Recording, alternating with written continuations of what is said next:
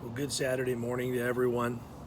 I hope that you are already experiencing a little bit of rest. If you've been really busy over the last, I don't know, several months, and now you get a chance maybe to settle in for a day before you have to clean up and get ready for whatever it is you're planning to do over Thanksgiving. But one thing I've noticed through the pandemic is that the home improvement stores are always packed. I walk through my neighborhood. There is so much construction going on, so many changes. People are re-landscaping their yards. You can tell they're repainting their houses. They may even be remodeling their bathroom or their kitchen or uh, getting new flooring. There's mattresses lining the street. People getting new mattresses. Just all this investment into personal holdings. And what's interesting is when Haggai the prophet was coming before the people, he noticed something similar was happening. He was saying, "Hey, everybody is so self-directed that they're doing everything to make sure all of their houses are really well taken care of, but very few people are considering the Lord's work or the Lord's house or his ministry." Lots of servants have pulled out their service for the time being. Many ministries are shut down, so they feel like there's nothing can be done.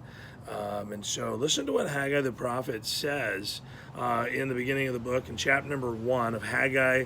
Chapter number 1, verse number 3, it says, "Then came the word of the Lord to Haggai the prophet, saying, Is it time for you, O ye, to dwell in your sealed houses?" That doesn't mean sealed as in airtight. That means with a ceiling on them. "Your sealed houses, and this house lie waste." He's talking about God's house.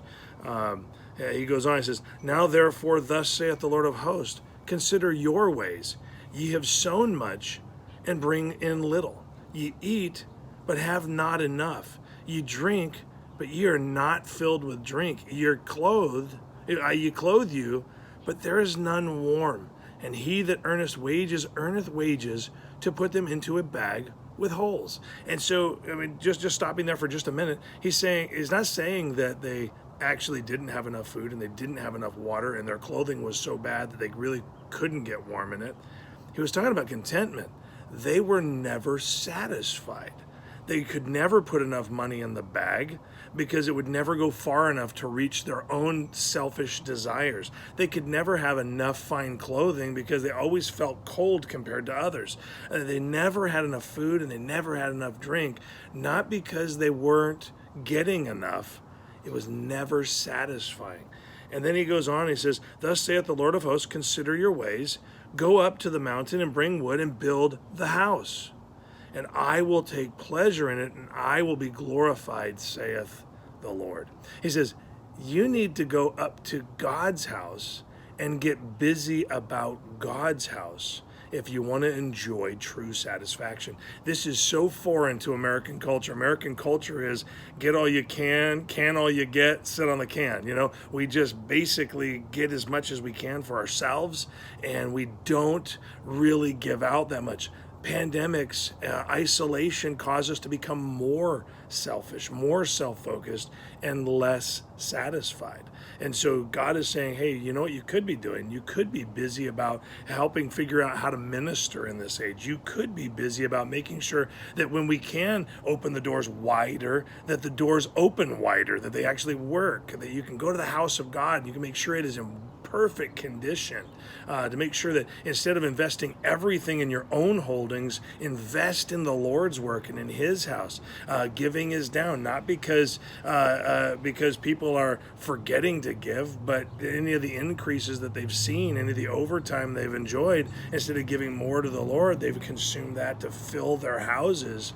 But there's always one more project. There's always one more hobby. There's always one more thing to add to the collection of things. And I think it's time that we got busy about the house of the Lord. And that's a universal reality for every single person who claims to be a believer. We'll never be satisfied in the things of this world. Satisfaction comes through the things that God has put in place for us to do for him. And so I want to encourage you today, instead of continuously rebuilding and workout equipment, working on yourself physically, why don't you get busy about the Lord's work? so that you can work on yourself spiritually. Contentment is found when we are absolutely devoted to the work of the Lord, the Lord's house.